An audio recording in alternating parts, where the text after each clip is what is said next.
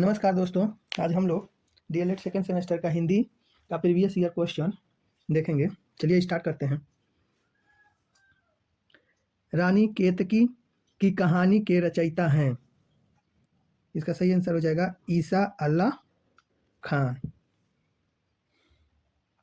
रानी केतकी की कहानी के लेखक ईसा अल्लाह खान हैं। इसका प्रकाशन 1803 ईस्वी में हुआ था। इसकी भाषा शैली खड़ी बोली की थी।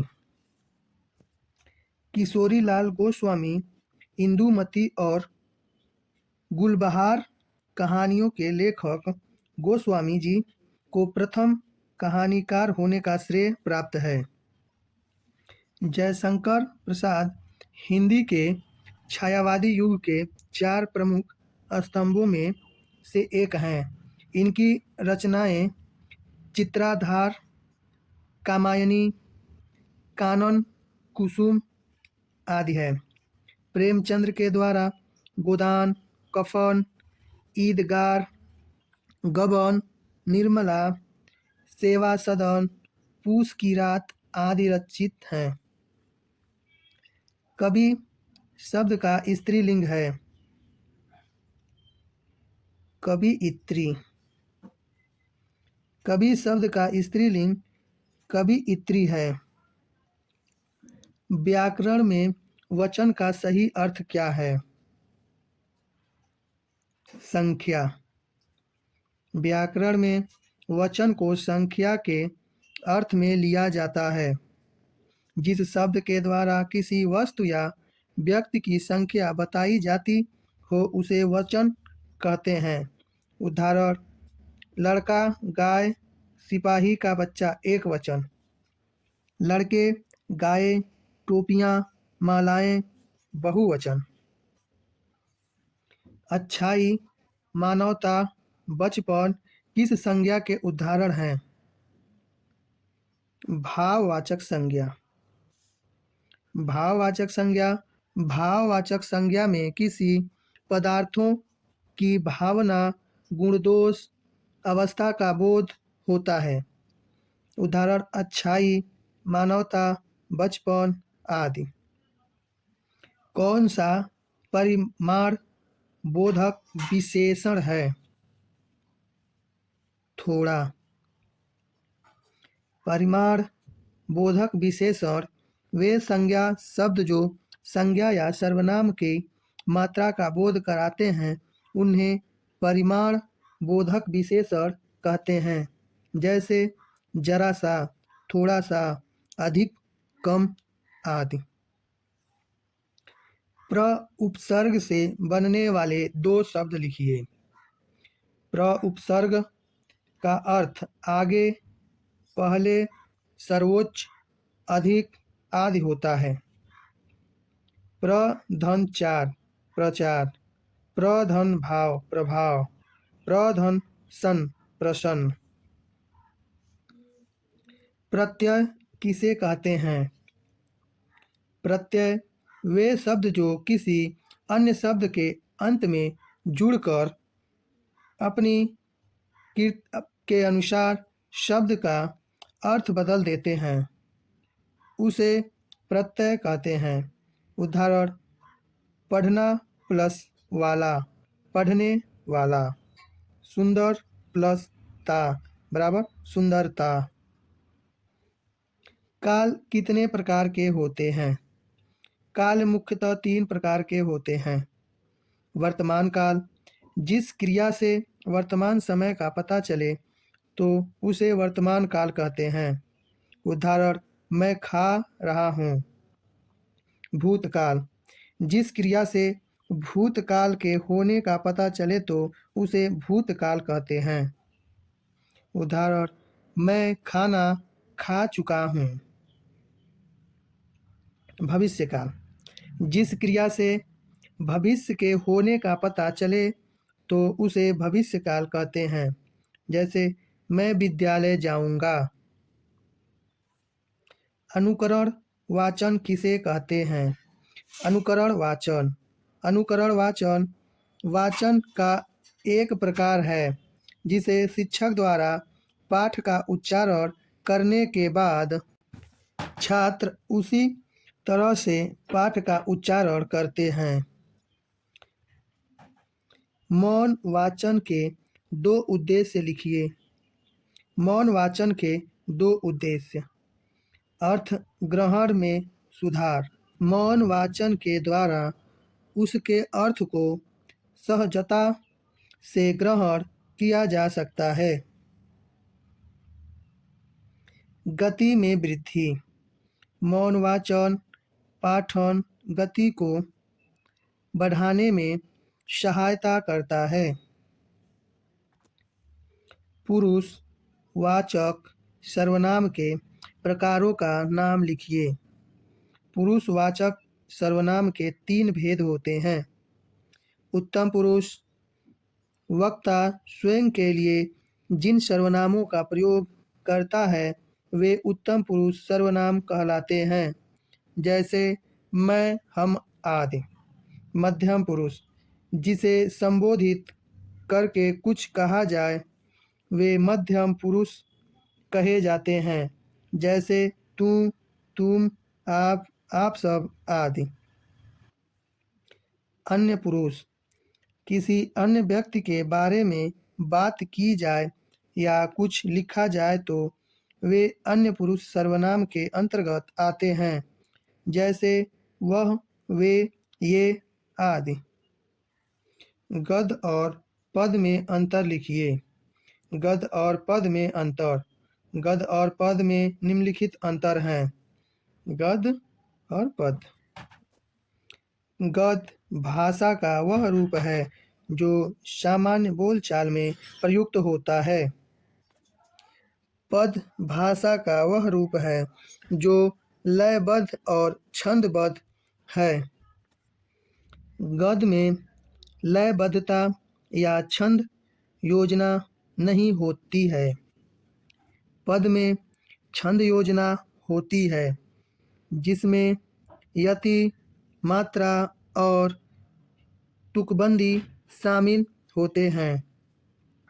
गद्य में वाक्यों की रचना लचीली होती है और उनकी लंबाई भिन्न हो सकती है।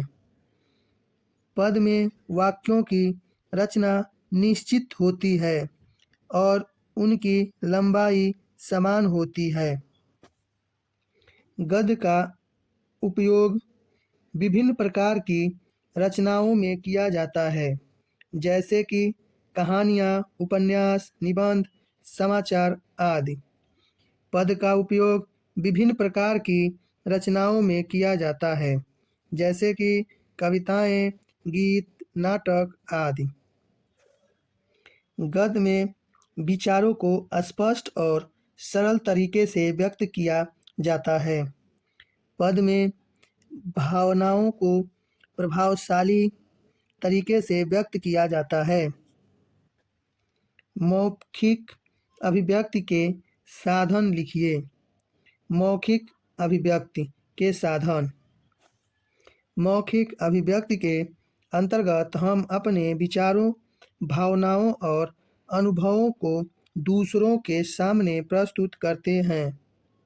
मौखिक अभिव्यक्ति के कुछ प्रमुख साधन निम्नलिखित हैं।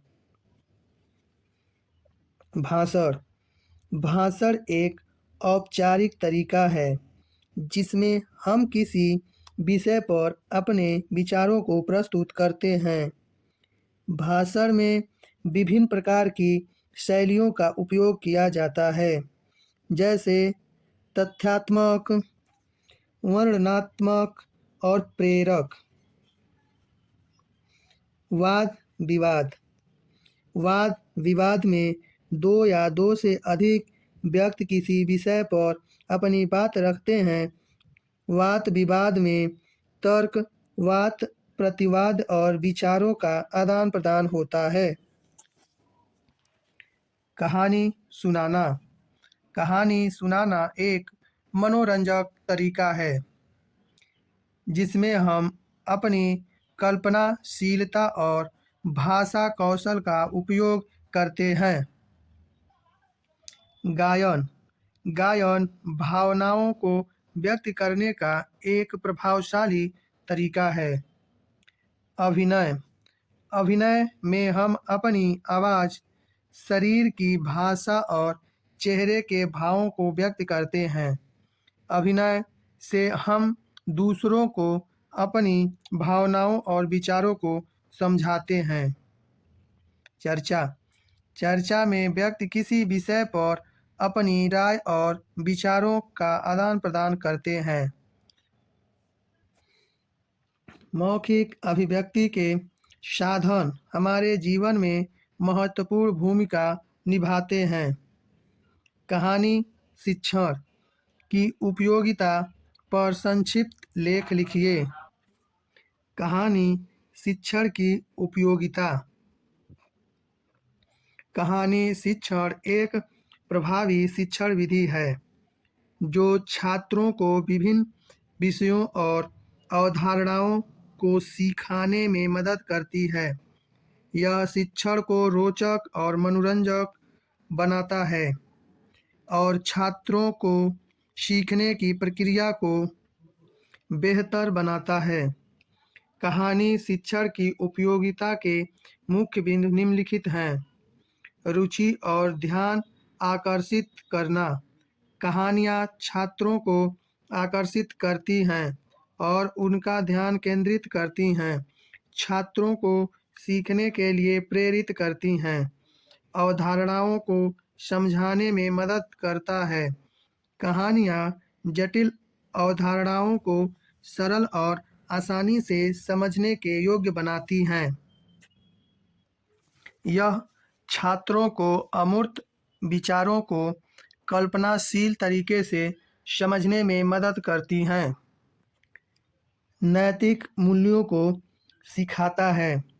कहानियाँ छात्रों को अच्छे और बुरे के बीच का अंतर सिखाता है। सृजनात्मक और कल्पनाशीलता को बढ़ावा देता है। कहानियाँ छात्रों की कल्पनाशीलता और सृजनात्मकता को बढ़ावा देता है। यह उन्हें नए विचारों को सोचने और नए तरीकों से समस्याओं को हल करने के लिए प्रेरित करती है। भाषा कौशल में सुधार करता है। कहानियाँ छात्रों की शब्दावली, व्याकरण और समझने की क्षमता में सुधार करता है। क्रिया विशेषण किसे कहते हैं? उदाहरण सहित स्पष्ट कीजिए। क्रिया विशेषण वह शब्द जो हमें क्रिया की विशेषता के बारे में बताते हैं, वे शब्द क्रिया विशेषण कहलाते हैं। क्रिया विशेषण अभिकारी शब्द होते हैं, अर्थात इनमें लिंग, वचन, कारक आदि के अनुसार कोई परिवर्तन नहीं होता है। क्रिया विशेषण प्रायः क्रिया से पहले आते हैं, लेकिन कुछ मामलों में वे क्रिया के बाद या वाक्य के आरंभ में भी आ सकते हैं। क्रिया विशेषण वाक्य में क्रिया विशेषण अन्य क्रिया विशेषण या विशेषण वाक्यांश को स्पष्ट करते हैं। धीरे धीरे, तेज आदि शब्द चलना, दौड़ना, बढ़ना आदि क्रियाओं की विशेषता बताने का कार्य करते हैं। वे शब्द क्रिया विशेषण कहलाते हैं। क्रिया विशेषण वाक्यों को अधिक अर्थपूर्ण और स्पष्ट बनाते हैं। उदाहरण: वह धीरे धीरे चलता है। धीरे धीरे क्रिया विशेषण चलने की विशेषता बताता है।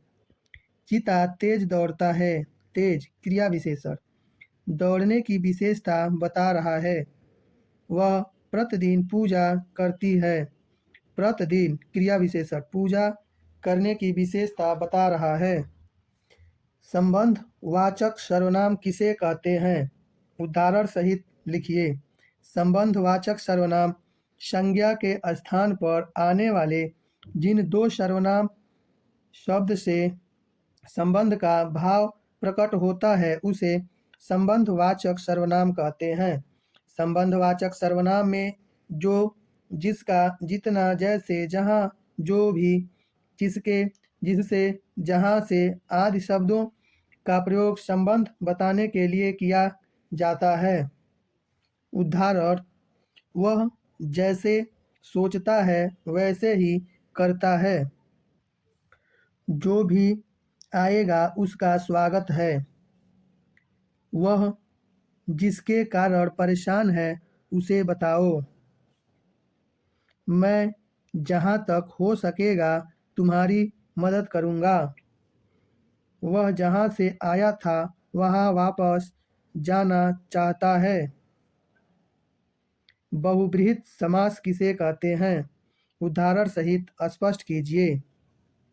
बहुब्रीहि समास: बहुब्रीहि समास में दो या दो से अधिक शब्द मिलकर किसी तीसरे शब्द का निर्माण करते हैं जो स्वतंत्र रूप से वाक्य में अर्थपूर्ण होता है। इस समास में दोनों शब्दों में से कोई भी मुख्य नहीं होता, बल्कि दोनों मिलकर एक नए अर्थ बताते हैं। उदाहरण: दशानन: 10 हैं आनन जिसके। रावण: इस समास में 10 और आनन स्वतंत्र रूप से अर्थपूर्ण नहीं है, लेकिन मिलकर रावण को दर्शाते हैं, जिसके 10 मुख हैं। नीलकंठ: नीला है कंठ जिसका, अर्थात शिव। यहाँ नील और कंठ मिलकर भगवान शिव को दर्शाते हैं, जिनका कंठ नीला है। उपसर्ग तथा प्रत्यय में अंतर स्पष्ट कीजिए। उपसर्ग तथा प्रत्यय में अंतर: उपसर्ग तथा प्रत्यय में निम्नलिखित अंतर है। उपसर्ग, प्रत्यय। उपसर्ग शब्द दो शब्दों से बना है, उप धन सर्ग। प्रत्यय शब्द दो शब्दों से मिलकर बना है, प्रति अय। उपसर्ग शब्द प्रारंभ में जुड़ते हैं, प्रत्यय शब्द के अंतिम में जुड़ता है। उपसर्ग शब्द का अर्थ बदलता है या नया अर्थ देता है। प्रत्यय शब्द का रूप बदलता है या नया रूप देता है। उपसर्ग उस शब्द अथवा समूह का नाम है जिसका स्वतंत्र प्रयोग नहीं होता एवं जिसे किसी शब्द के पूर्व कुछ सार्थक विशेषता लाने के लिए जोड़ा जाता है। प्रत्यय जिस शब्दांश का अर्थ अथवा धातु में विधान किया जाए वह प्रत्यय कहलाता है। उपसर्ग का उदाहरण: अन्याय, उपयोग, निराश, प्रभाव, विश्वास, सम्मान आदि। प्रत्यय का उदाहरण: लड़का, बड़ा, पढ़ना, खाना, देना, लिखना, भलाई, बुराई इत्यादि।